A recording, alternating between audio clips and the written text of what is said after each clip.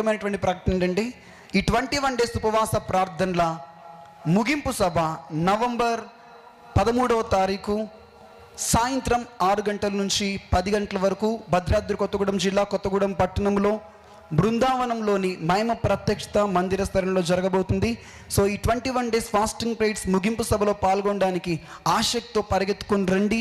దేవుని అభిషేకం కొరకు, ఉజ్జీవం కొరకు, ఆత్మలో రేపబట్టడానికి, ప్రభు కోసం బలంగా నిలబడటానికి, వాక్య ప్రత్యక్షత కొరకు ఆసక్తి కలిగి రండి.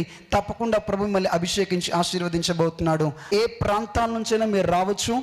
ఆ రోజు బలమైనటువంటి అభిషేకం చేత మనం నింపబడి దీవింపబడబోతున్నాం. ముగింపు ఆశీర్వాదాన్ని మనం పొందుకొనబోతున్నాం. God bless you. Thank you. Praise the lord.